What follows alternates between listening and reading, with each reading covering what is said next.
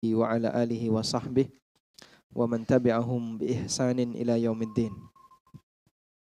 Alhamdulillah, puji syukur kita haturkan kehadirat Allah Subhanahu wa taala di kesempatan siang hari ini di Masjid Imam Asy-Syafi'i Mojokerto. Kita bisa kumpul bersama dalam rangka untuk belajar bareng. Semoga Allah Subhanahu wa taala menjadikan forum kita forum yang diberkahi. Baik. Saya tanya terlebih dahulu, yang di luar kepanasan enggak? Enggak, alhamdulillah. Baik. Nanti kalau Anda komplain kepanasan, di depan masih banyak yang kosong, Pak. Sebelah kiri saya ini kosong. Ya, mungkin nanti bisa Bapak kalau mau di dalam dapat AC, silahkan merapat ke depan. Alhamdulillah, ini sebenarnya termasuk jam kerja. Tapi saya tidak menyangka kalau jamaah yang hadir masih cukup banyak. Berarti ada dua kemungkinan ini ya. Pertama pengusaha, yang kedua pengangguran. Yang banyak yang mana? Pensiunan. Masya Allah. Masih muda-muda gini pensiunan. Oh gitu. Jenggotnya masih hitam, pensiun semua ini. Oh, baik. Atau mahasiswa ya? Mahasiswa itu dalam kurung pengangguran terselubung. Masya Allah. Baik. Tayyib, tema kajian kita prinsip hidupku. Itu sebenarnya judul buku. Ada yang bawa bukunya? Enggak ada? Enggak bawa ya? Ada? Cuman satu, coba pinjam ya. Nah bukunya seperti ini ya. Ini buku mungkin setahun yang lalu usianya atau belum sampai setahun. Karena di sini cetakan pertama Safar, bulan Safar tahun 45. Berarti awal tahun kemarin, belum sampai setahun. Tayyib. Kita mau bahas buku ini dan mungkin jamaah karena banyak yang tidak bawa buku, jadi nanti cuplikan materi yang akan saya sampaikan barangkali tidak kita tawarkan kepada Anda.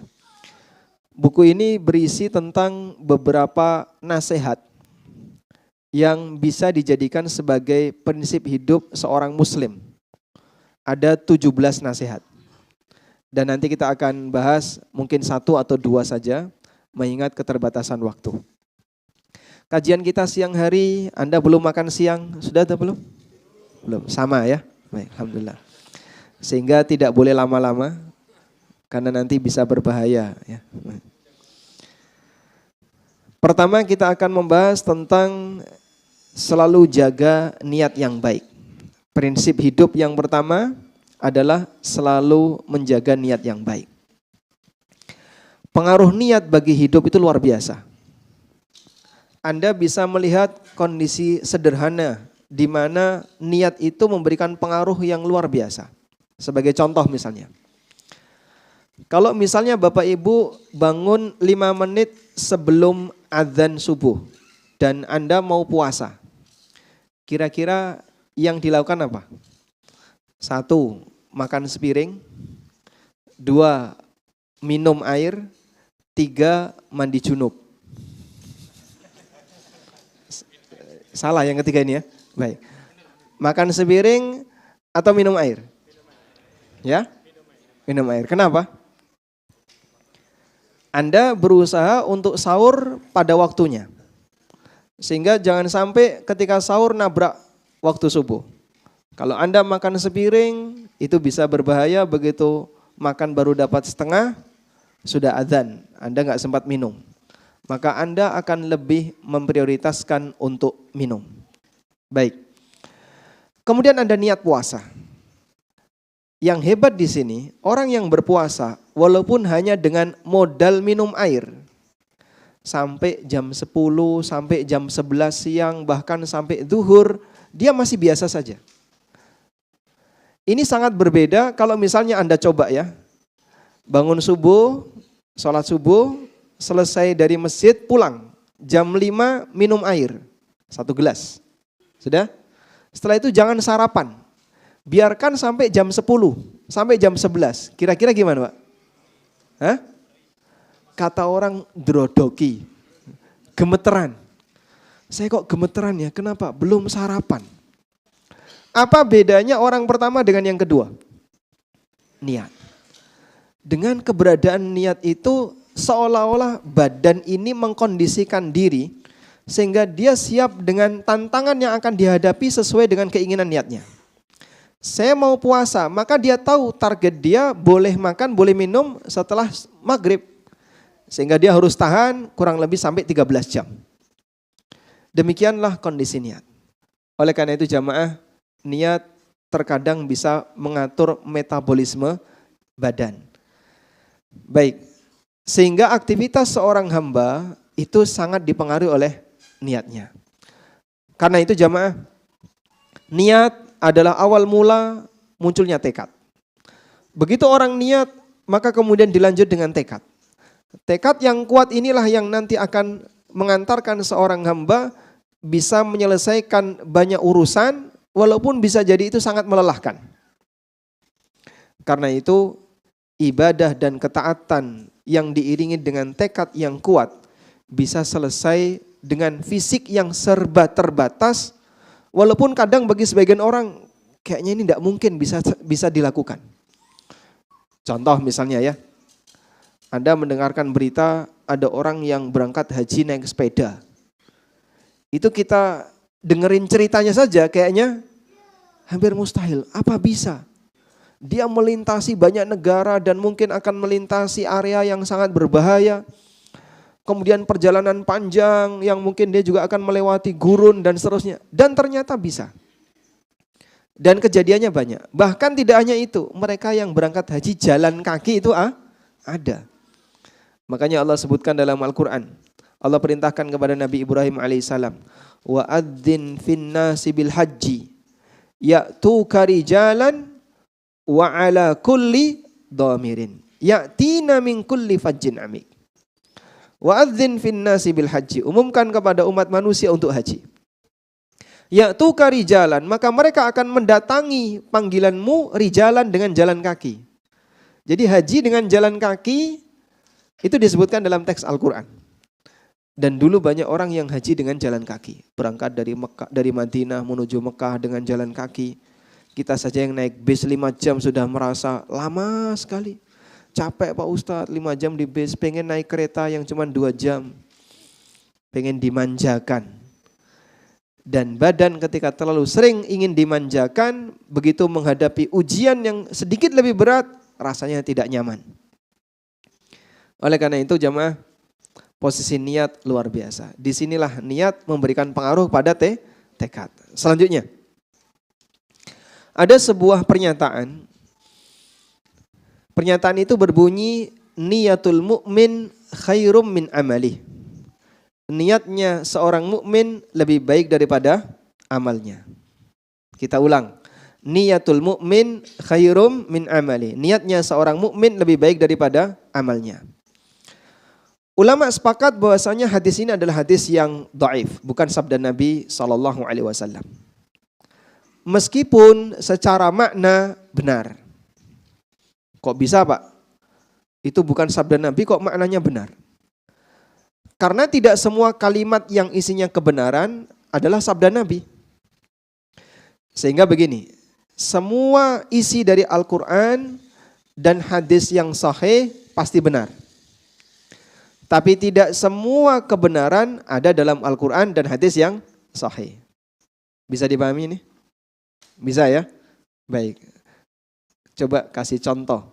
Contoh kalimat yang benar yang tidak ada dalam Al-Quran dan hadis.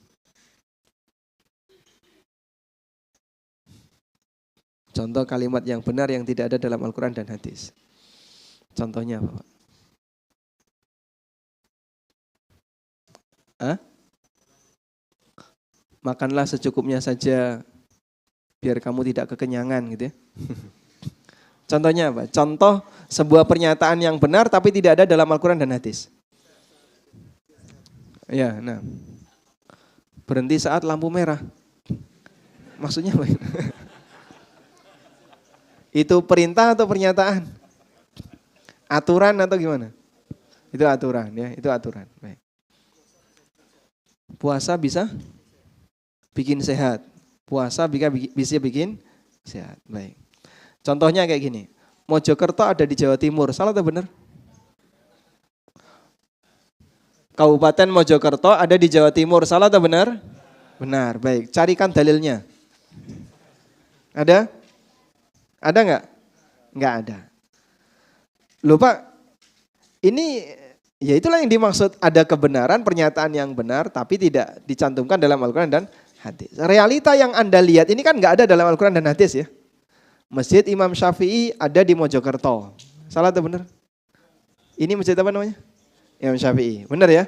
Benar. Sehingga pernyataan ini tidak ada dalam dalil.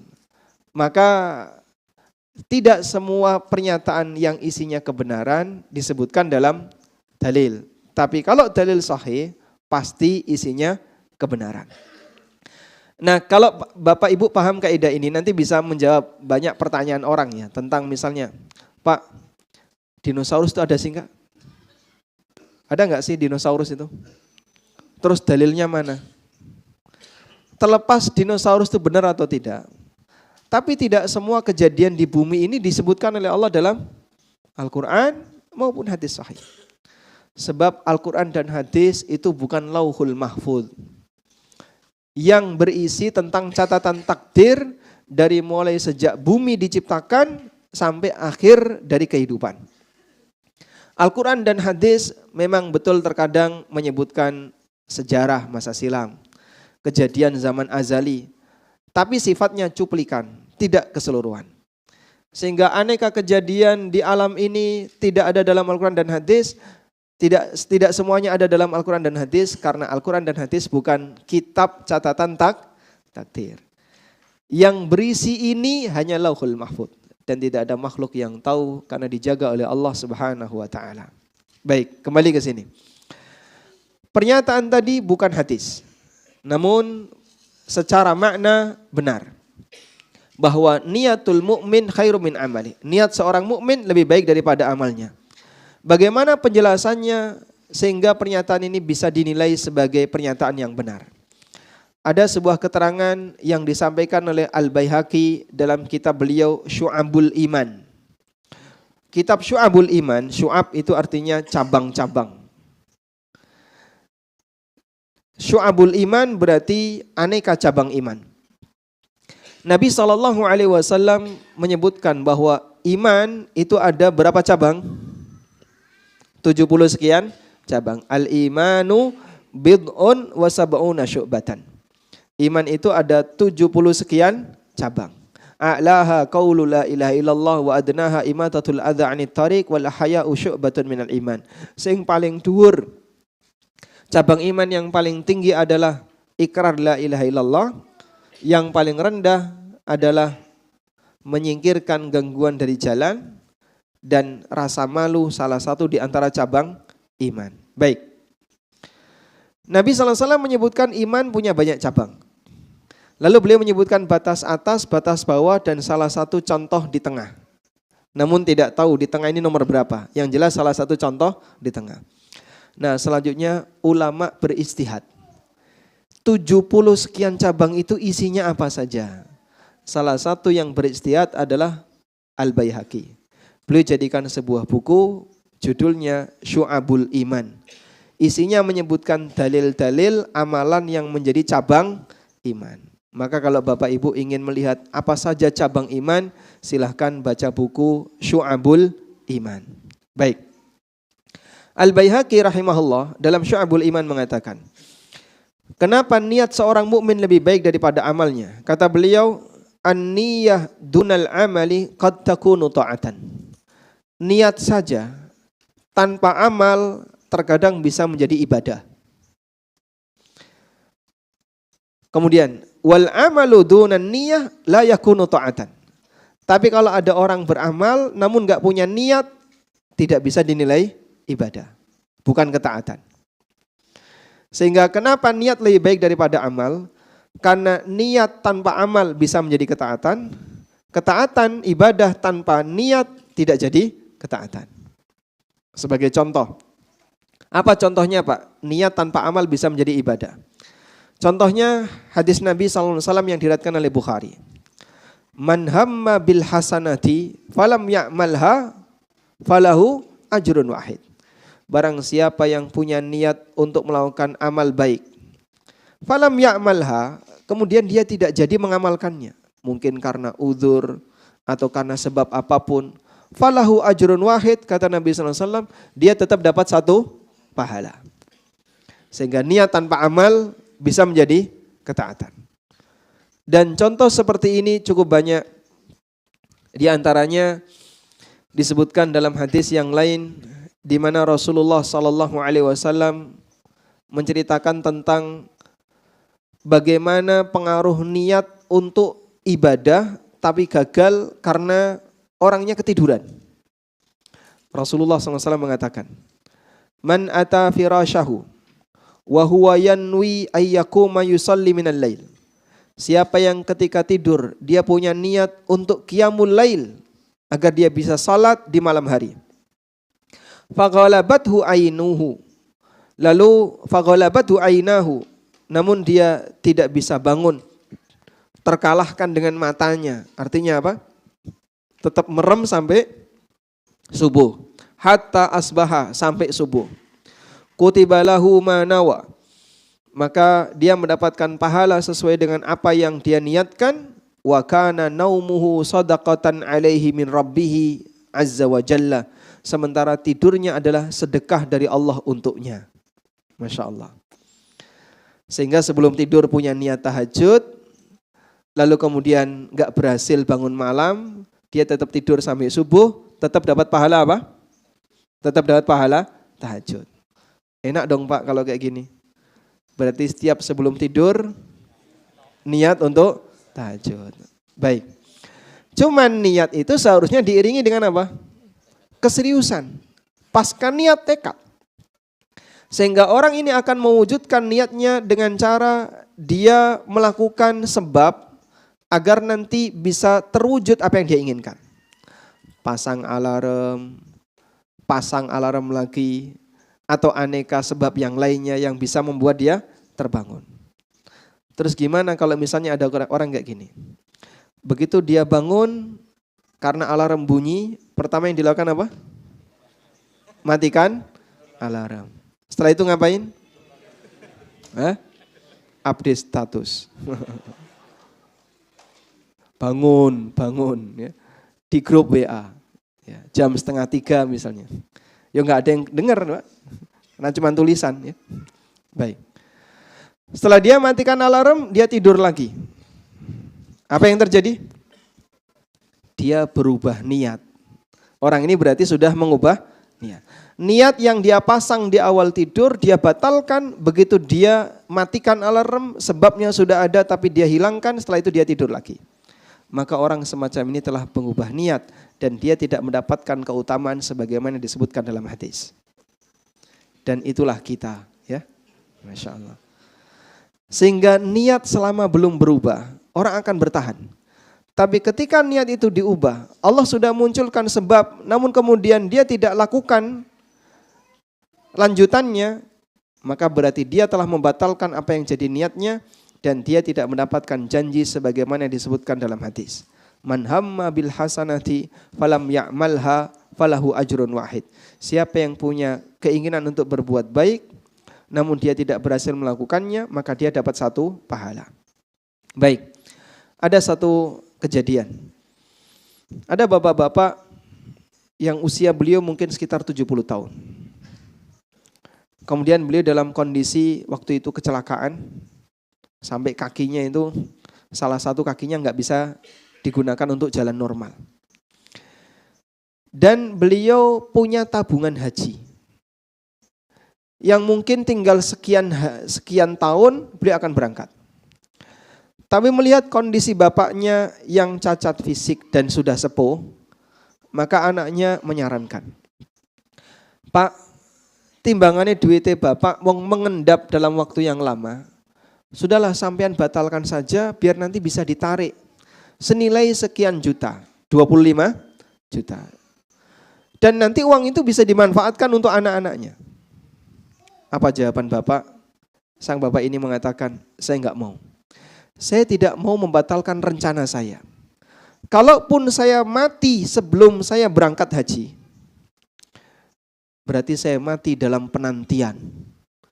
Maka aku mati dalam kondisi sedang menunggu keberangkatan haji. Mati dalam penantian. Dan itu Masya Allah menjadi kebanggaan beliau. Enggak apa-apa aku mati walaupun belum jadi berangkat, tapi aku mati dalam penantian. Dia masih punya tekad untuk ibadah dan tidak dibatalkan.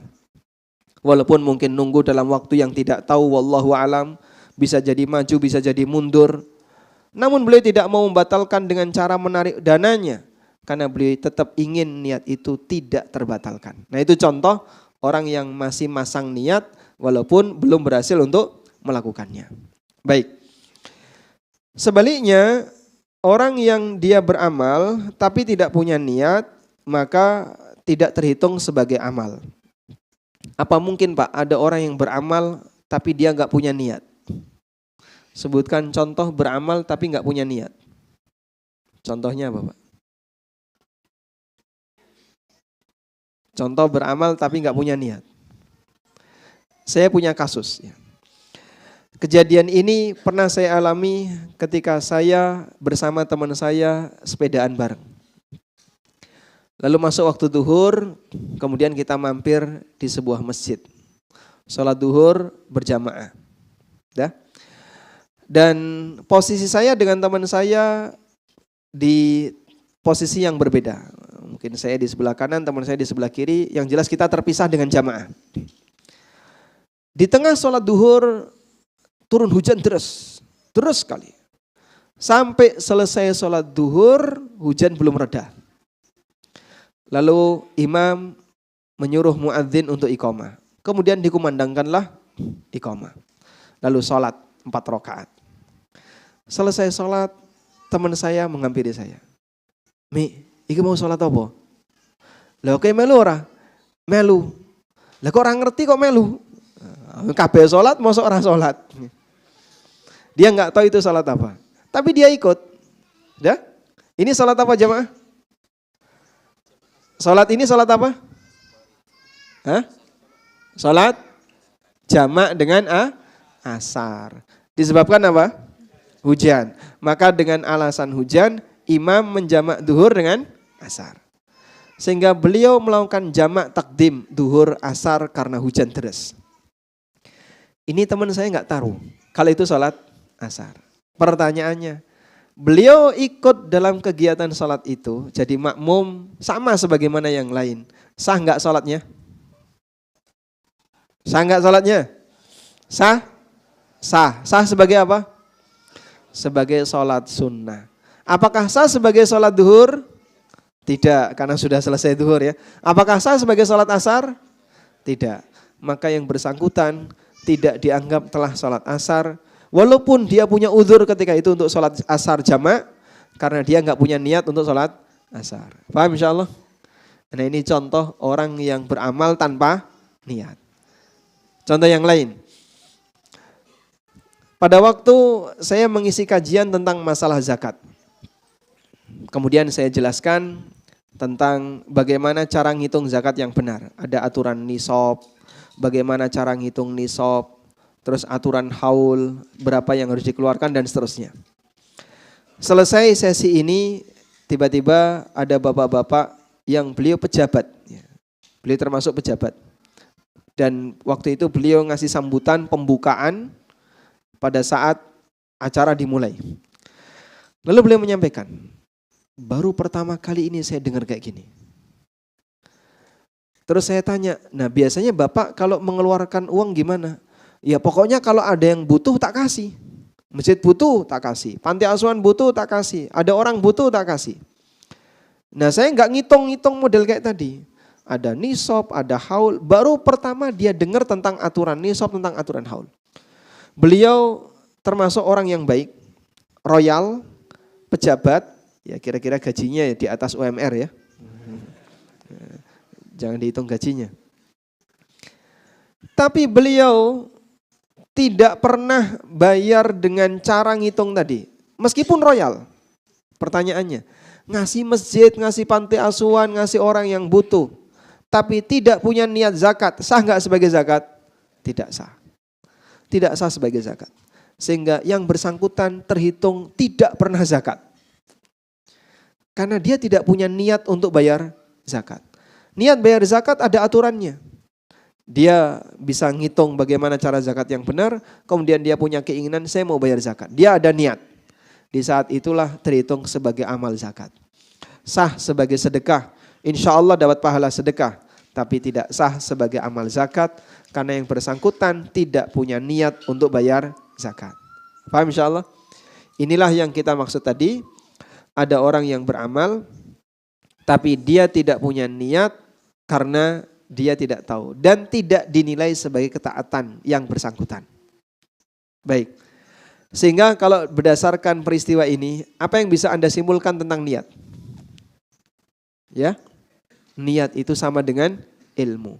Maka siapa yang ngerti mau berbuat apa, berarti dia punya niat. Karena itu para ulama mengatakan an-niyatu hiyal ilmu. Hakikat dari niat adalah ilmu. Maka kalau orang tahu dia mau berbuat apa, pasti dia akan berniat. Selanjutnya jamaah yang dimuliakan Allah, dengan keberadaan niat ada banyak sekali pengaruh yang itu bisa memperbesar dan memperkecil nilai dari amal seorang hamba. Oleh karena itu amal yang kecil bisa bernilai besar karena niat. Sebaliknya amal yang besar nilainya jadi kecil karena niat. Sebagaimana perkataan Abdullah bin Mubarak rahimahullah, rubba amalin saghirin tukabbiruhun niyah wa rubba amalin kabirin tusaghiruhun niyah. Betapa banyak amal yang kecil jadi besar nilainya gara-gara niat. Dan betapa banyak amal yang kelihatannya besar tapi enggak ada harganya gara-gara niat. Ada orang yang berangkat haji tapi harapan mereka cuma satu, agar bisa menaikkan status sosial dia di masyarakat. Dia punya niat apa? Ingin mengangkat status sosial dia di masyarakat. Biar nanti pulang dipanggil Pak Haji, biar nanti pulang statusnya sudah berubah jadi orang yang disebut sebagai haji dan seterusnya. Tidak lebih dari itu. Maka orang semacam ini meskipun amalnya mahal, bahkan dia harus bayar ratusan juta, namun nilainya jadi kecil disebabkan apa? Niat. Saya pernah ketemu dengan jamaah dan beliau waktu melaksanakan haji itu cerita, saya berangkat ini punya satu harapan Pak Ustadz. Apa Pak? Agar bintang jatuh. Jadi beliau dalam posisi, beliau seorang anggota ya, dan di posisi mendekati bintang. Mendekati bintang itu apa berarti? Terus pokoknya pangkatnya di pangkat anggaplah grade 8. Naik satu lagi jadi bintang. Beliau berharap ada bintang yang jatuh. Tolong doakan ya Pak Ustadz biar nanti ada bintang jatuh setelah saya pulang. Jadi harapan dia punya seperti itu. Dia melakukan ibadah namun tujuannya dalam rangka untuk mencari dunia. Maka amal besar, padahal itu haji furoda Pak. Harganya mahal ratusan juta, gak ada nilainya gara-gara niat. Ada juga amal yang kelihatannya sederhana, tapi bisa bernilai pahala yang besar disebabkan karena niat. Rasulullah SAW menyebutkan, ada seorang muslim yang dia masuk surga hanya disebabkan menyingkirkan sebuah ranting yang menghalangi jalan, kemudian dia singkirkan. Mungkin orang akan menganggap ranting disingkirkan dari jalan itu butuh biaya berapa? Modalnya berapa? Mungkin gak ada. Tapi dengan sebab ini menjadi amalnya diterima oleh Allah dan menjadi jalan dan sarana dia masuk surga. Wa kam min amalin saghirin tukabbiruhun niyah wa kam min amalin kabirin tusaghiruhun niyah. Ada amal kecil jadi besar nilainya gara-gara niat, dan ada amal besar jadi kecil nilainya gara-gara niat. Baik. Terkait ini saya mau sedikit menambahkan tentang keterangan yang disampaikan oleh An-Nawawi rahimahullah. Kalau bapak melakukan sholat, di ujung sholat kita ngapain? Di ujung sholat kita ngapain? Ujung sholat itu apa Pak? Salam. Ujung sholat adalah salam. Baik. Ada anak-anak yang bertanya melalui Kak Erlan, kalau Kak Erlan tanya ke saya. Kita kalau mengucapkan salam ketika sholat itu salam ke siapa? Wong nggak ada yang jawab. Assalamualaikum warahmatullah ke kanan, assalamualaikum warahmatullah ke kiri. Nggak ada yang jawab. Kita ngasih salam ke siapa? Nggak ada yang jawab. Baik. Ada keterangan yang disampaikan oleh An-Nawawi bahwa saat kita ngasih salam atau saat kita mengucapkan salam ketika di penghujung salat, kata beliau ada 3 niat yang bisa dihadirkan. Niat yang pertama memberi salam ke malaikat, kepada malaikat pencatat amal yang berada di kanan dan di kiri. Yang kedua, jika dia sedang sholat jamaah, maka diniatkan untuk memberi salam kepada jamaah yang lain. Yang ketiga, diniatkan dalam rangka untuk mengakhiri sholat. Diniatkan dalam rangka mengakhiri sholat. Baik. Lalu kata beliau, untuk niat pertama dan kedua sifatnya anjuran, hukumnya sunnah. Karena mengawali salam hukumnya sunnah.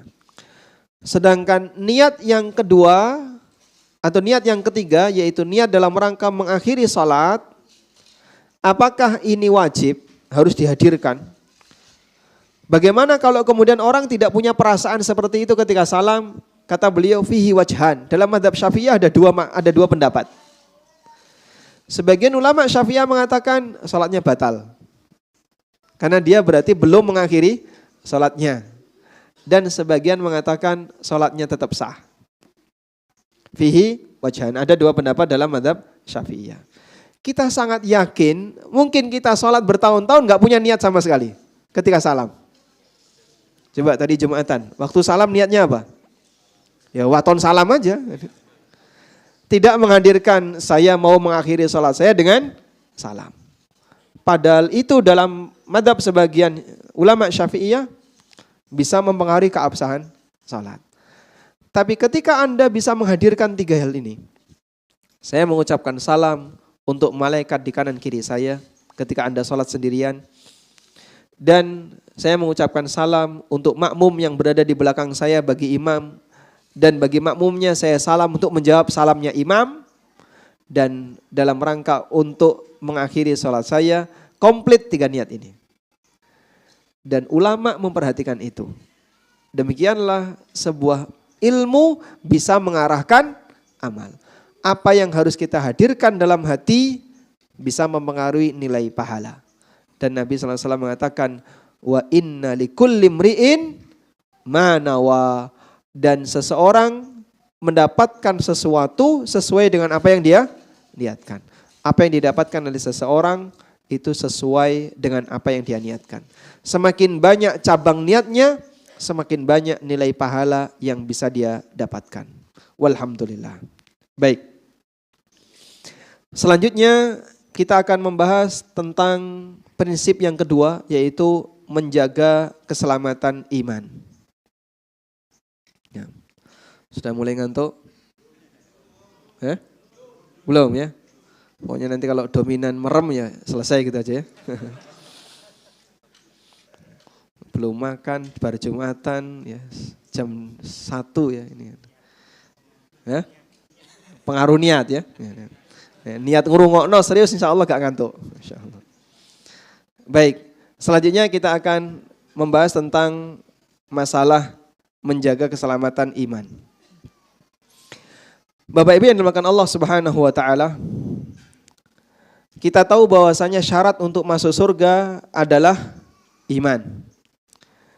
Sebagaimana yang ditegaskan oleh Nabi SAW, innahu la yadkhulul jannata illa mu'minun.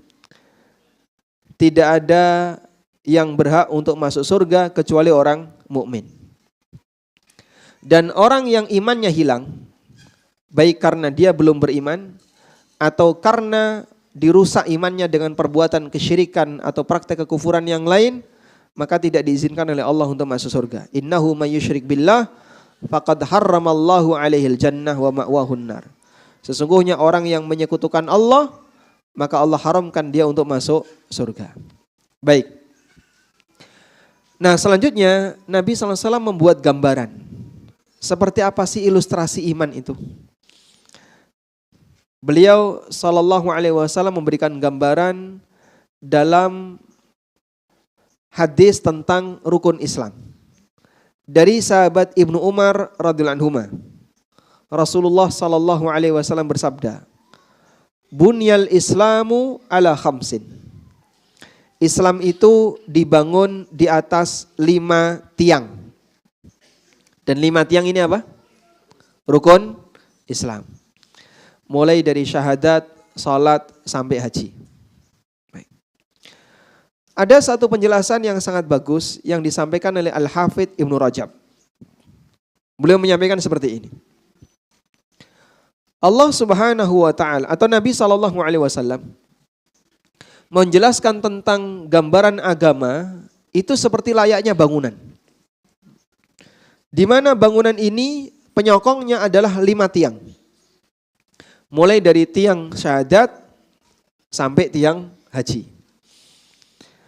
Sehingga sebuah bangunan itu bisa tegak ketika 5 tiang ini tegak. Tentu saja untuk zakat dan haji ini kewajiban bagi mereka yang mampu. Sehingga bagi mereka yang tidak mampu punya uzur untuk hal itu tidak terwujud pada dirinya. Baik. Namun kewajiban dalam Islam tidak hanya 5 ini. Ada enggak kewajiban yang lain dalam agama Islam selain 5 rukun Islam? Sebutkan kewajiban dalam Islam selain 5 rukun Islam.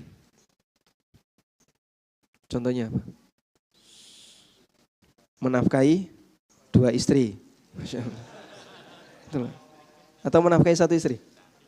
Hah? Beliau berapa? 3? Oh 2 kok. Sebutkan contoh kewajiban dalam Islam selain 5 rukun Islam. Berbakti kepada orang tua. Hah?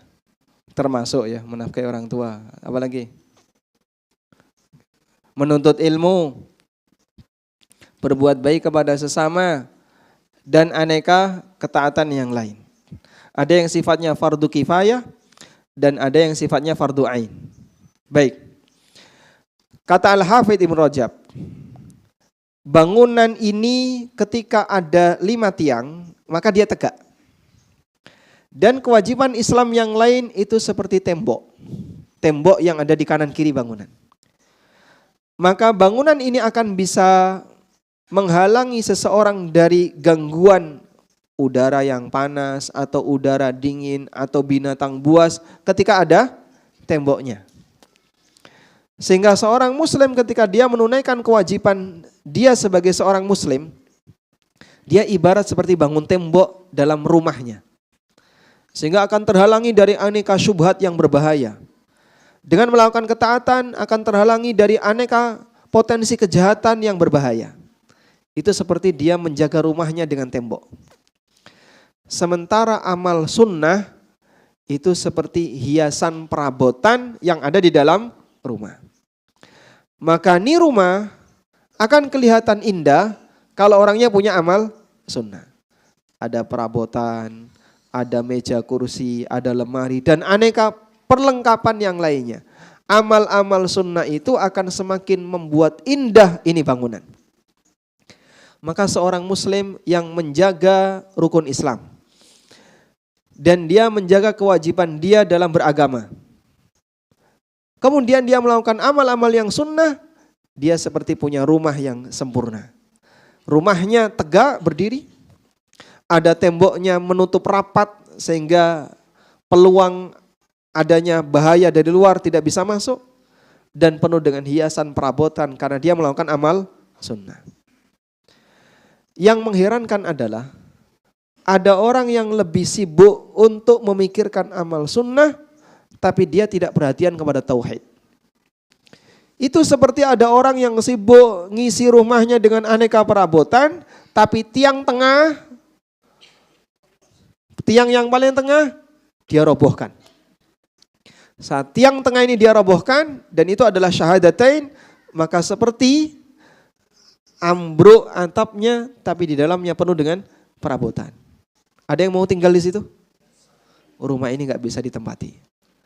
Maka orang yang hanya fokus dengan ngatah-ngatahaken ibadah, ya, memperbanyak ibadah, memperbanyak sholawat dan seterusnya, tapi dia tidak perhatian dalam masalah tauhid, seperti orang yang ngisi rumahnya dengan aneka perabotan, tapi dia robohkan tiang tengahnya, sehingga rumahnya ambruk walaupun penuh dengan perhiasan.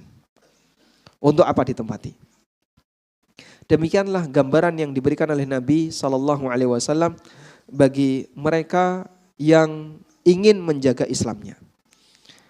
Sebaliknya, orang yang menjaga tauhid dan rukun Islam yang lain, sehingga dia menjaga sholat, dia menjaga puasa, kalau dia punya kemampuan dia jaga zakat, dia melakukan haji sesuai dengan kemampuannya, maka dia menjaga agar rumah itu tegak. Walaupun orang ini bisa jadi secara amal sunnah tidak lebih banyak daripada jenis yang pertama tadi, namun ketika tauhidnya tegak berarti Islamnya masih utuh. Demikianlah gambaran orang yang berhak untuk mendapatkan surga dari Allah Subhanahu wa taala. Karena itu disebutkan dalam hadis riwayat Ahmad, Nabi SAW pernah bercerita, yu'ta bi rajulin wa ma'ahu tis'atun wa tis'ina sijillat. Besok di hari kiamat akan didatangkan seseorang dengan membawa 99 gulungan catatan amal. Kullu sijlin maddal basar. Satu gulungan ketika dibentangkan sejauh mata memandang. Luas apa itu Pak? Wallahu a'lam. Luas sekali, sejauh mata memandang. Isinya catatan maksiat. Isinya catatan maksiat. Dia melakukan dosa A, dosa B, dosa C. Sebanyak 99, satu catatan ketika dibentangkan sejauh mata memandang. Kemudian ditanya oleh Allah Subhanahu wa taala, "Fahal laka min udhrin?"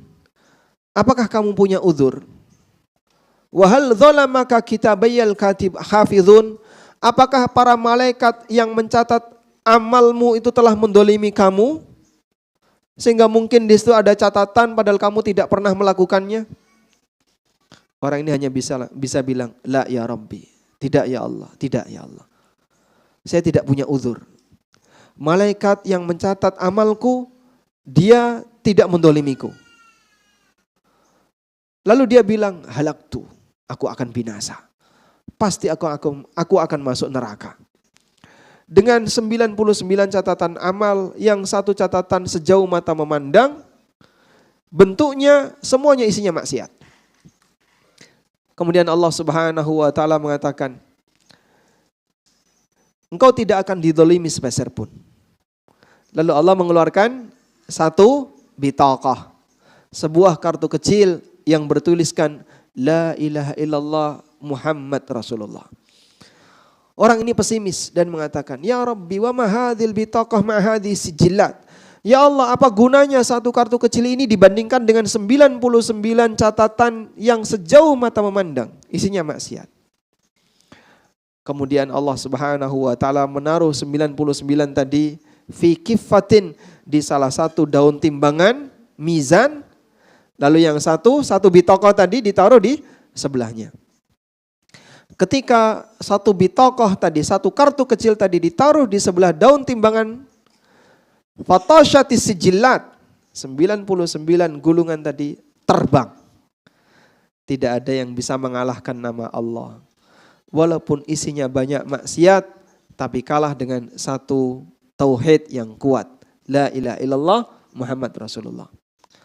Bagi mereka yang menjaga tauhidnya, berpeluang besar untuk diampuni oleh Allah seluruh dosanya, walaupun sebanyak mata memandang, walaupun jumlahnya 99 catatan yang isinya maksiat.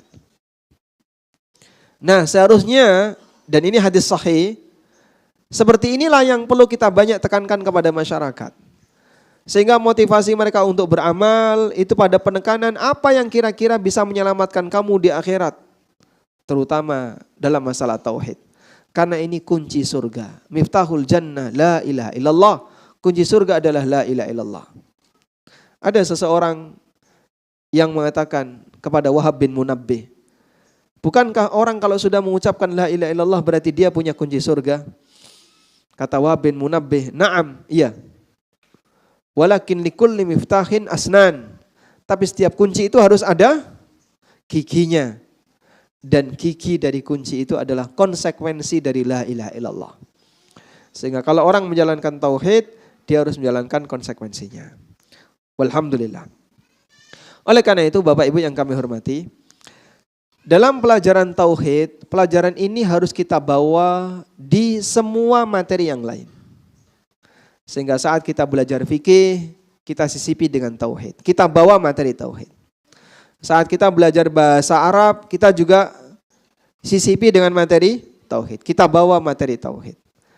Termasuk juga ketika kita belajar masalah muamalah, juga di situ kita bawa tauhid. Sehingga tauhid dibawa ke semua materi dalam kajian-kajian Islam. Karena itu ada sebuah pernyataan yang disampaikan oleh para ulama, at-tauhidu la yuntaqalu minhu ila ghairihi walakin yuntaqalu ma'ah. Kajian seputar masalah tauhid itu tidak ditinggalkan untuk pindah ke cabang ilmu yang lain, tapi kajian masalah tauhid dipindahkan bersama dengan ketika kita mengkaji ilmu yang lain. Dipahami ya? Sehingga dalam pelajaran-pelajaran apapun, pembahasan masalah akidah, masalah tauhid selalu kita bawa. Ilmu bahasa Arab, ardul ma'rakah baina ahli sunnah wa ahli kalam. Ilmu tentang bahasa Arab itu menjadi medan pertempuran antara ahlu sunnah dengan orang yang ahli filsafat. Dan muncul beberapa tokoh filsafat, pendekatan dia pakai bahasa. Mu'tazilah itu jago-jago bahasa. Al-Jahid itu Mu'tazilah dan dia tokoh bahasa. Zamakhsyari itu tokoh Mu'tazilah dan dia tokoh bahasa. Sampai tafsirnya Az-Zamakhsyari itu menjadi salah satu tafsir referensi dalam masalah bahasa. Tapi mereka beraliran Mu'tazilah dengan pendekatan bahasa. Maka terkadang orang kalau belajar bahasa namun tidak dikasih misalnya bekal ilmu akidah yang benar, maka akan menyeleweng dan menyimpang. Wallahu a'lam. Selanjutnya materi yang terakhir. Materi yang terakhir yang akan kita bahas adalah berkaitan dengan masalah semangat untuk belajar. Jadikan sebagai prinsip, jangan lewatkan satu hari tanpa nambah ilmu. Jangan lewatkan satu hari tanpa nambah ilmu. Sehingga setiap hari kita menambah pengetahuan tentang agama sesuai dengan kemampuan yang bisa kita jangkau. Baik dengan cara membaca, atau mendengarkan kajian, atau hadir langsung dalam forum kajian. Kalau hari raya kan libur Pak. Libur kajiannya, tapi tidak libur belajarnya. Bisa nggak belajar di hari raya? Bisa. Dengan cara apa? Mungkin dia baca buku yang belum sempat terbaca, dan seterusnya. Baik. Sehingga dalam satu hari jangan lewatkan untuk selalu menambah ilmu. Allah Subhanahu wa taala berfirman, wallahu akhrajakum min butuni ummahatikum la ta'lamuna syai'a. Wa ja'ala lakumus sam'a wal absara wal af'idah la'allakum tashkurun. Allah mengeluarkan kalian dari rahim ibu kalian dalam kondisi nol, enggak tahu apapun. Lalu Allah jadikan kalian punya pendengaran, punya penglihatan dan punya fuad, jamaknya af'idah. La'allakum tashkurun, agar kalian bersyukur. Baik. Setelah Allah menyebutkan bahwa manusia itu terlahir di muka bumi ini dimulai dari start yang sama. Dimulai dari mana? Dari nol.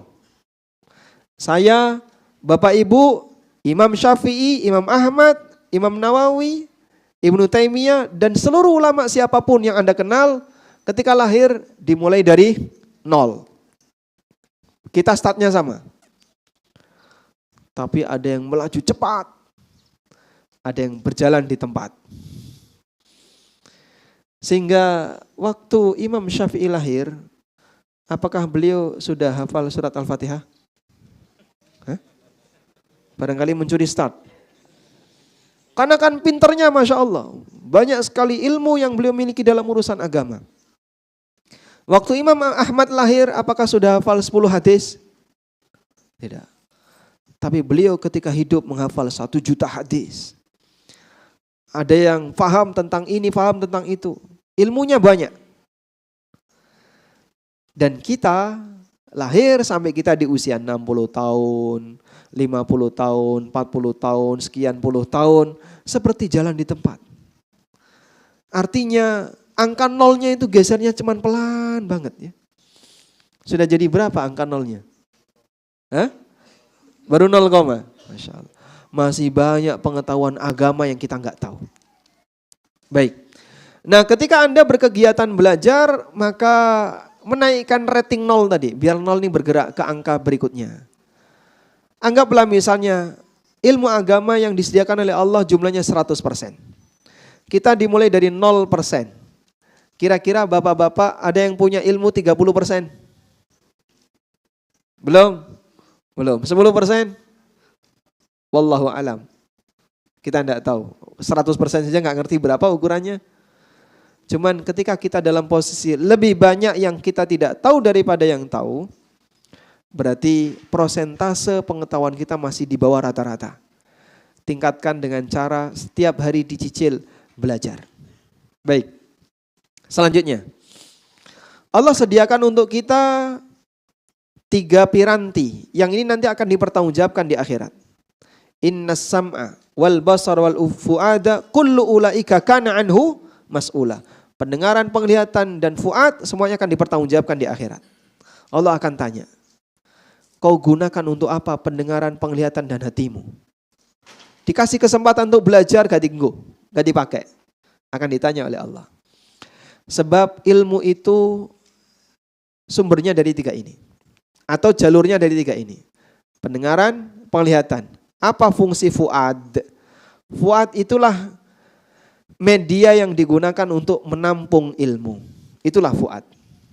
Contohnya kayak gini, Pak. Kalau di sini ada kajian, lalu Anda bawa kucing. Anda bawa kucing ya. Kucing ini mendengar enggak? Ketika saya berbicara, kucing itu mendengar enggak? Mendengar. Kucing itu melihat. Mungkin dia melihat saya, dia bisa mendengar saya bersuara. Tapi karena dia enggak punya fuad, maka apa yang dia dengar enggak bisa tertampung. Dan binatang enggak punya fuad. Sehingga dia mungkin punya memori, tapi sangat terbatas. Namun dia enggak punya fuad. Sehingga nasihat tidak bisa tertanam pada dirinya, berbeda dengan manusia. Demikianlah kelebihan fuad yang Allah berikan kepada manusia. Wa ja'ala lakumus sam'a wal absara wal af'idah.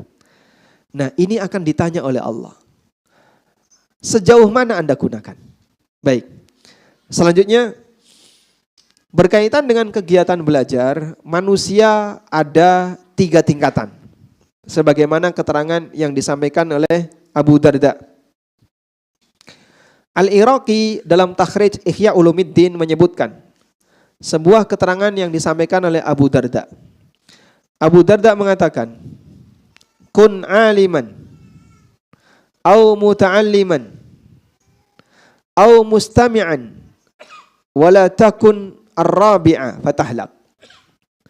Jadilah kamu orang yang berilmu, orang alim, atau muta'allim, atau mustami', pendengar, dan jangan jadi yang keempat, kau akan binasa. Baik. Alim, sumber. Muta'allim, orang yang sedang berproses untuk jadi sumber.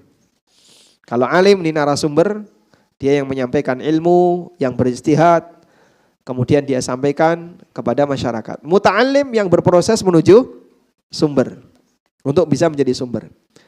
Mustami, pendengar setia, penikmat kajian, namun dia bukan muta'allim, di bawahnya muta'allim. Baik. Kira-kira kita kalau hadir dalam kajian, kita di posisi mustami' atau muta'alim? Yang mana? Yang bawa catatan, ada yang bawa catatan? Bawa catatan, ya. Bapak bawa catatan ya, setiap kali ngaji nyatet. Nah, kalau yang bawa catatan ketika kajian, sehingga ketika Ustadz menjelaskan dia catati dengan rapi, bahkan selesai kajian nanti dia tulis di WA, di share ya.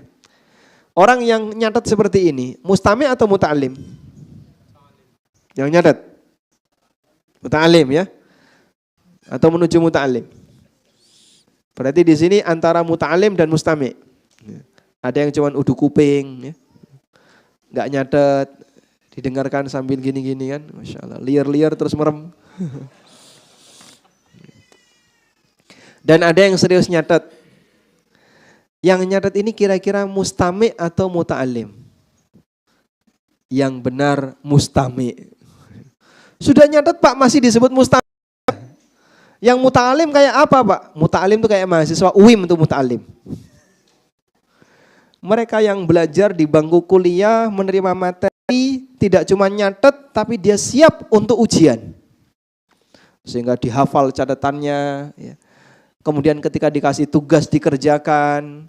Kalau nanti ada ujian siap untuk menghadapinya. Itulah muta'alim. Kalau cuma nyatet tapi setelah itu ditutup, selesai, nggak dimurajaah, nanti ada kajian lagi, dicatat lagi, akhirnya catatannya double-double. Kemarin sudah disampaikan, nyatet lagi. Karena dia nggak hafalin yang di depan. Akhirnya ketika dapat dicatat lagi. Berarti ini masih mustami'. Makanya yang nyatet kalau misalnya dikasih ujian, mau nggak kira-kira? Hah? Nggak mau. Pengennya cuman kajian dulu lah, nggak usah yang berat-berat, yang ringan-ringan. Saya sudah sepuh, saya sudah tua. Jadi tolong Pak Ustadz materinya jangan yang berat-berat. Jangan dikasih tugas. Alasannya apa? Sudah tua. Itu kalau Ustadz boleh protes. Lah dulu mudanya Bapak kemana saja? Kok sekarang baru datang? Sehingga dulu waktu usia produktif dipakai untuk golek ndonyo. Sampai tekan luar negeri. Keluar Jawa, keluar daerah. Datang-datang mendekat ke majelis ilmu sudah ubanan. Ketika dikasih materi yang berat alasannya wis tuwa. Ini kan tidak adil ya. Waktu produktifnya dipakai nyari dunia, begitu waktu sudah tidak produktif, sudah mulai lemah, alasannya nggak mau belajar serius. Coba tingkatin ilmu yang sebenarnya, bukan cuma sebatas wawasan. Wallahu a'lam. Baik, demikian. Ada pengumuman? Ya, silakan. Pertanyaan. Soal-soal nanti. Oh iya.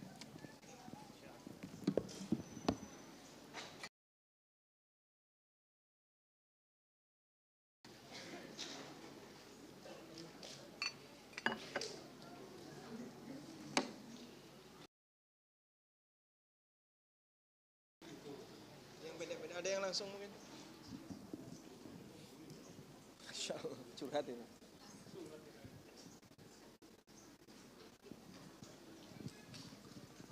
Baik, bagi yang mau menyampaikan pertanyaan boleh lewat kertas.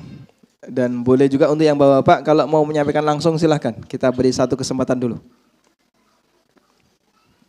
Gak ada? Nah, baik silahkan Pak. Masalah niat.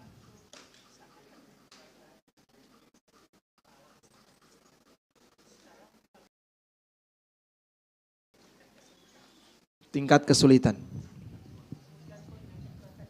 Enggak, yang ditanyakan tingkat kesulitannya apa Pak?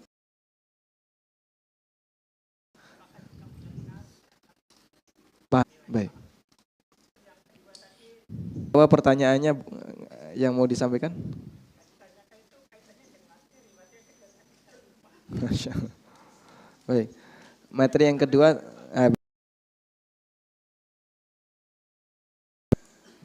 kalau tadi kita sebutkan bahwa niat bisa mempengaruhi kualitas dari pahala amal hamba. Bagaimana dengan tingkat kesulitan dalam beramal? Apakah juga mempengaruhi dari nilai pahala? Faktor pengaruh waktu, faktor pengaruh tempat, pengaruh tingkat kesulitan, pengaruh tantangan, ini adalah tanah yang mulia. Beramal taat di tanah ini di Lailatul Qadar tentu nilainya berbeda dengan di selain Lailatul Qadar. Demikian pula tantangan dalam beramal. Sholat atau masjid terdekat atau sholat di masjid agak jauh berkaitan dengan masalah masjid. Ada banyak amal sunnah yang bisa dilakukan ketika Anda sholat. Anda bisa berangkat ke masjid dengan jalan kaki.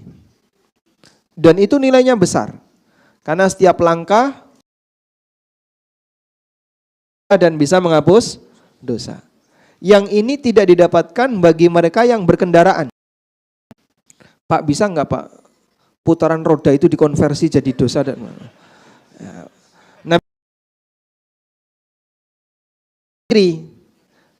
dan itu tidak berlaku bagi mereka yang berkendaraan. Yang kedua, dengan sholat di masjid terdekat maka terwujud persatuan yang sejatinya, ta'liful qulub. Sehingga keakraban seorang muslim adalah keakraban lingkungan. Saya jadi orang baik di lingkungan saya. Dan status dia jadi orang baik di lingkungan dia salah satunya diwujudkan dengan cara kumpul jadi satu di tempat ibadah terdekat. Lain halnya kalau dia jauh, ketika dia jauh mungkin di situ dia meninggalkan komunitas terdekatnya. Sehingga dia mungkin tidak begitu akrab dengan tetangganya karena masalah masjidnya yang berbeda.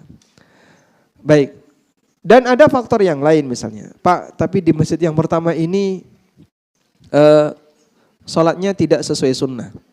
Nah, kalau ibadahnya tidak sesuai sunnah itu pembahasannya adalah bisa ditoleransi atau tidak. Kalau nggak bisa ditoleransi, nah Anda harus pindah.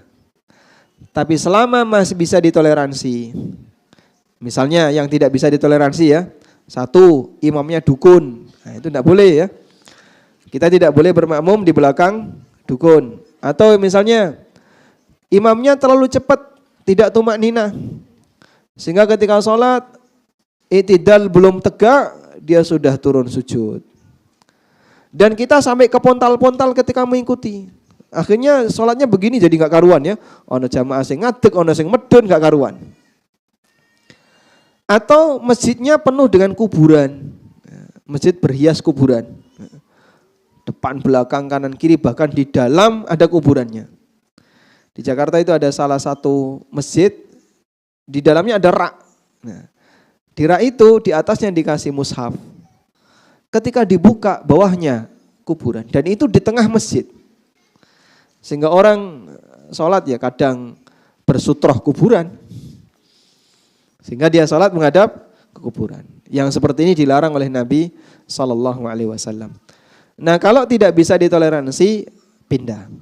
Tapi selama masih bisa ditoleransi, sebaiknya Anda bertahan. Wallahu a'lam.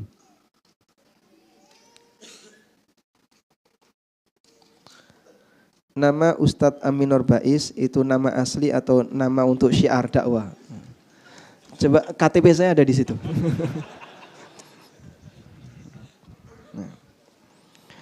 Amin Nur Baiz itu nama saya sejak lahir ya. Bapak saya memberi nama saya Amin Nur Baiz. Artinya apa? Kalau boleh tahu. Kata Bapak ya. Am itu artinya umum. Nur itu artinya cahaya, Baiz itu artinya pembangkit. Ini PLN. Pembangkit cahaya untuk umum. Nggih, leres. PJU. Kedawan Pak itu, Pak. Kepanjangannya. Atau mau dibacakan? Monggo jenengan bacakan. Ini yang pendek dulu, satu lagi. Kami jualan emas.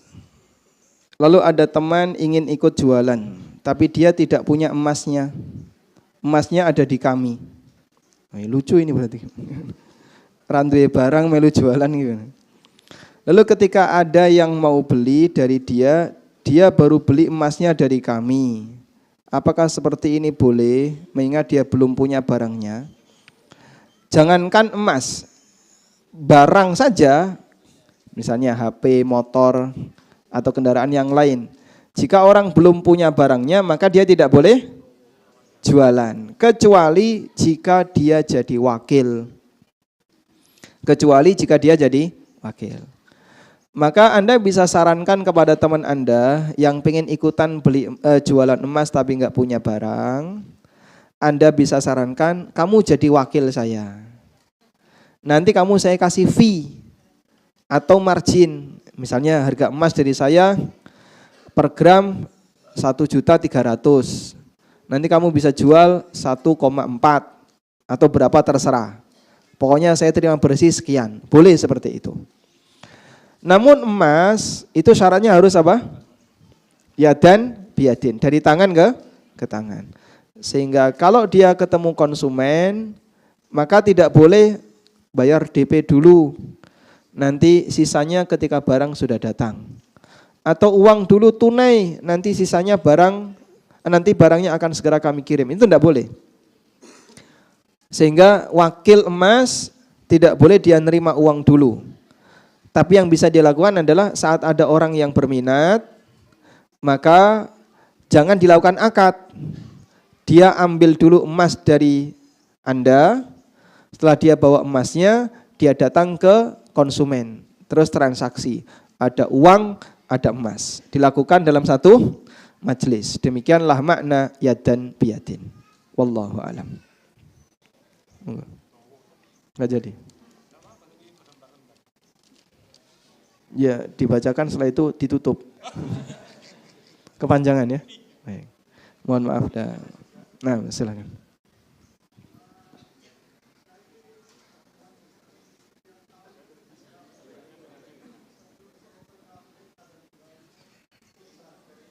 Disiapin.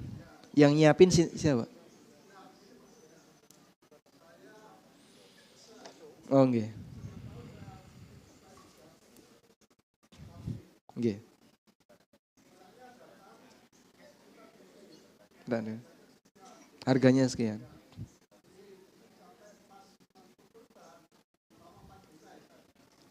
Oh, ngoten. Pas kurban kambingnya diantar, Bapak bayar sisanya. Baik. Kambingnya sudah ada belum waktu Bapak transaksi? Ada. Selisihnya berapa bulan dengan kurban?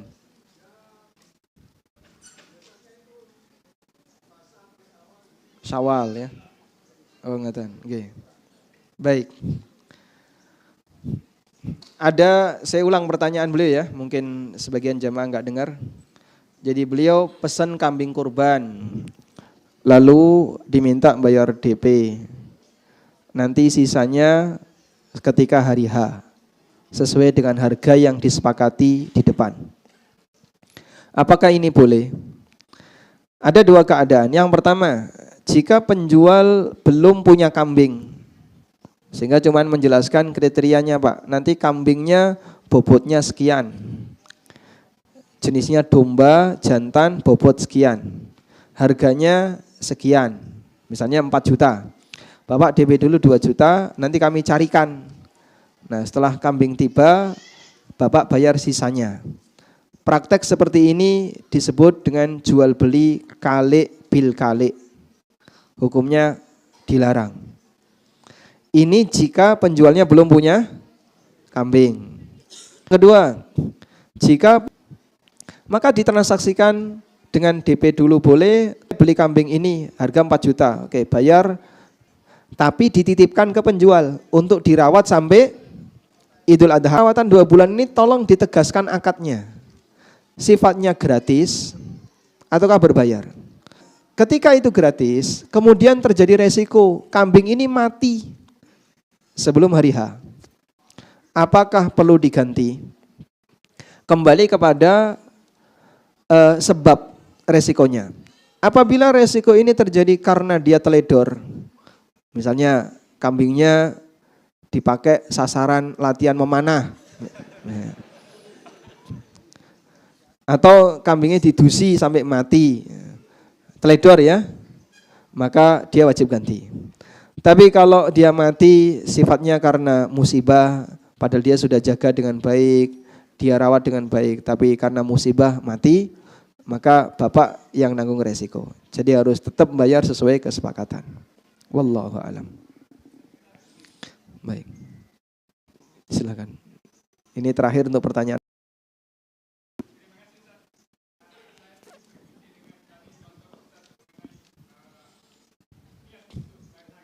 Niat bayar zakat, baik.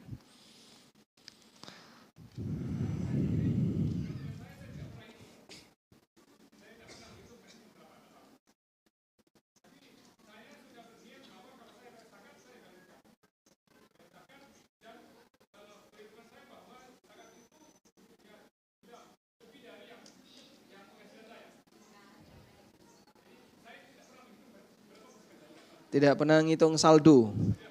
Ya, menghitung saldo. Terus yang Bapak bayarkan berapa persen dari saldo enggak tahu berarti? Tidak tahu. Tidak tahu pasti. Ya.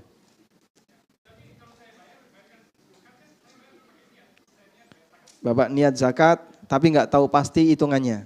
Nah, baik. Ada kasus ini. Kejadiannya ada di Purwokerto waktu itu. Saya ngisi kajian tentang zakat. Terus ada salah satu jamaah bilang, Pak, kalau saya nggak pakai hitungan kayak gitu. Nah, terus Bapak gimana kayak bayar zakat? Begitu saya nerima berapapun, langsung saya potong 2,5%. Saya terima, saya potong 2,5%. Terima lagi, potong lagi 2,5%. Terus seperti itu. Terus saya tanya, yang di tabungan Bapak dizakati enggak? Lu kan sudah saya zakati di depan. Inilah kesalahpahaman. Zakat mal itu setiap tahun, bukan sekali menerima. Zakat yang dibayarkan sekali menerima itu berlaku pada dua. Zakat pertanian dan rikaz. Barang harta karun, temuan di dalam tanah. Tapi kalau zakat mal yang bentuknya emas, uang, tabungan, dan turunannya, ini wajib dizakati setiap tahun. Dan yang dizakati yang mengendap. Yang dizakati yang mengendap. Makanya ada istilah haul. Haul itu artinya mengendap dalam waktu setahun. Sehingga seorang muslim yang mau bayar zakat, dia harus tahu berapa saldo yang wajib dia keluarkan zakatnya. Kalau dia nggak tahu, kemudian dia bayarkan zakatnya dengan niat zakat. Mungkin sah sebagai niat zakat. Cuman kan dia punya tanggung jawab. Apakah Anda sudah bisa memastikan kalau ini sudah memenuhi kewajiban? Anggaplah misalnya Bapak keluarkan zakat senilai 5 juta. Berarti zakat 5 juta itu untuk menzakati harta yang totalnya 200 juta. Begitu ya. Nah, misalnya kok saldo harta Bapak 300 juta. Berarti ada 100 juta yang belum dibayarkan zakatnya. Karena 5 juta ini untuk mewakili zakat 200 juta. Sementara saldo Anda di atas itu misalnya. Maka kewajibannya belum tertunaikan. Sehingga ngitung harta seperti ini statusnya harus dilakukan. Karena dia punya tugas untuk mengeluarkan berapa nilai zakat yang harus dia tunaikan. Oleh karena itu, ada banyak sekali kesalahpahaman orang terkait zakat mal. Pertama, ada orang yang bayar zakat sekali nerima. Begitu nerima, keluarkan 2,5%. Justru yang wajib dizakati yaitu yang ada di kantongnya, yang di tabungannya malah dibiarin saja. Maka bisa jadi dia bertahun-tahun membiarkan saldo dalam jumlah besar, tidak pernah dizakati. Dan itu dosa besar. Tidak bayar zakat, ancamannya besar. Yang kedua, ada orang yang dia nggak mau ngitung hartanya. Ya, pokoknya yang penting saya keluarin aja dengan niat zakat. Cuman dia nggak tahu saldonya berapa. Nah, kalau yang kedua ini insya Allah masih diterima sebagai zakat. Cuman dia punya tanggung jawab. Apakah Bapak bisa memastikan apa yang Bapak keluarkan telah memenuhi kewajiban? Kalau kurang, berarti harus ditambah. Kalau lebih, insya Allah kelebihannya jadi sedekah. Sehingga kami sarankan sesekali kita hitung stok atau saldo. Kalau Bapak jualan ya berarti stok barang. Saldo Bapak dihitung, cara ngitungnya ya. Emas tabungan, uang tunai, uang digital, kripto kalau punya. Ini di total. Sekarang nisab zakat 85 gram emas itu senilai 102 atau 105 juta sekitar itu. Kalau totalnya ini mencapai 105 juta berarti sudah mencapai nisab. Selanjutnya jika dalam waktu setahun tidak kurang dari nisab, bayarkan zakatnya. Ada ketentuan dalam waktu setahun ini yang disebut dengan haul, menunjukkan bahwasanya zakat itu berlaku untuk yang mengendap. Wallahu a'lam. Baik. Selanjutnya gantian. Saya bertanya, Anda menjawab. Ada yang mau amplop? Ini amplop tok deh.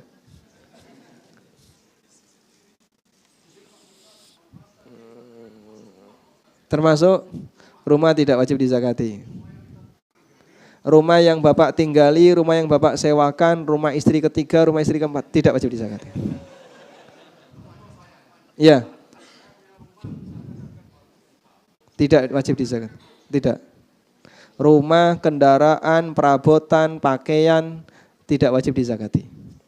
Yang wajib dizakati yang liquid, uang tunai, tabungan, emas itu wajib dizakati. Barang dagangan, ya, kalau jenengan dagang maka barang dagangannya itu wajib dizakati. Misalnya dagang rumah, nah itu banyak itu zakatnya ya.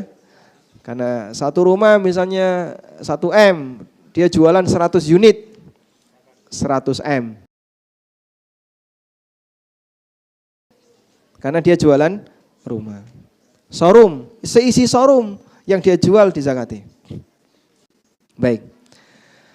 Pertanyaan yang pertama. Ya, pertanyaan yang pertama.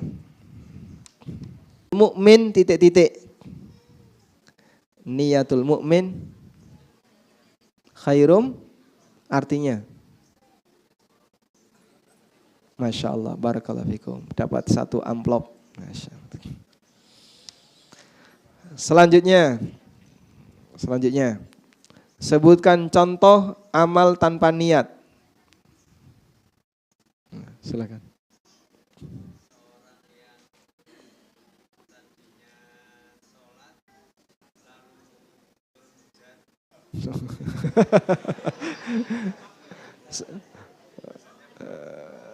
Udahnya belum enggak. Apa hubungannya dengan hujan? Ada udurnya, terus ada kasus panjang ini nanti kalau mengulang cerita saya.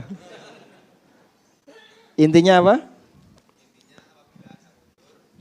Ketika beramal yang dia kerjakan. Intinya adalah dia beramal tapi ya.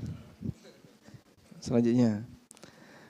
Sebutkan penjelasan Al-Hafidh Ibnu Rajab tentang Bunyal Islamu ala khamsin. Monggo. Ya, rukun Islam yang 5 sampai haji. Baikan tiang. Oke, selanjutnya.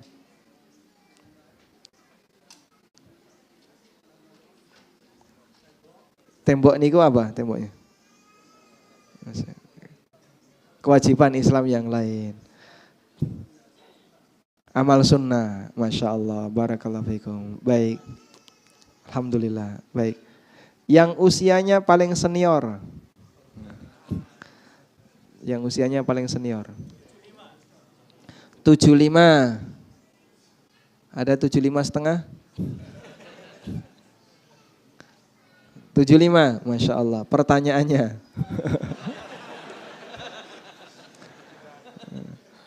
Pertanyaannya, baik.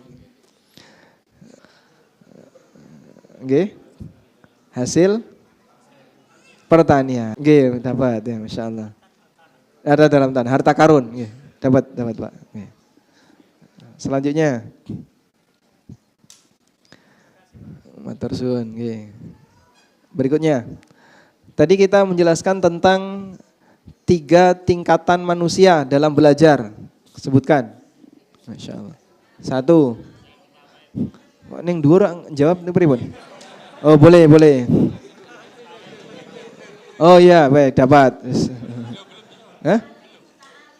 Alim, muta'alim, mustami. Baik. Ditransfer. Baik. Hadiah berikutnya. Ya. Sebutkan apa yang dimaksud dengan fuad. Jelaskan apa yang dimaksud dengan fuad. Hati. Apa yang dimaksud dengan fuad? Monggo.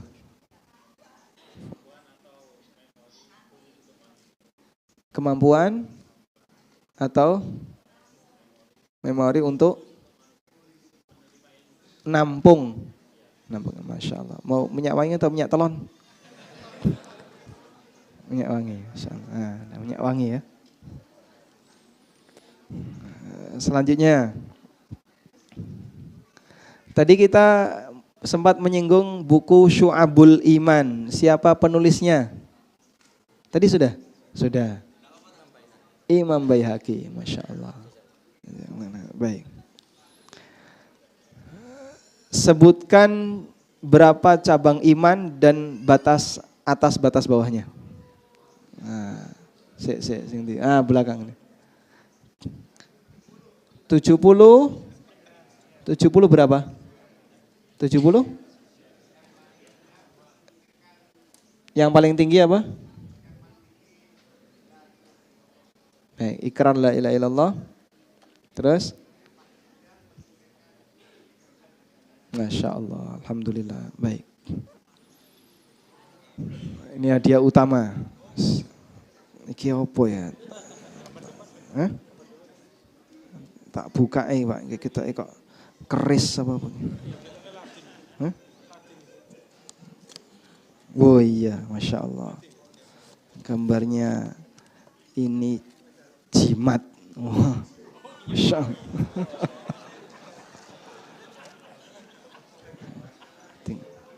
Masya Allah. Enak baunya. Coba saya. Baik. Undi. Hah? Ada 2? Oh, Masya Allah. Hah? Wassalamualaikum warahmatullahi wabarakatuh. Wa ala alihi wa sahbihi wa sallam wa akhiru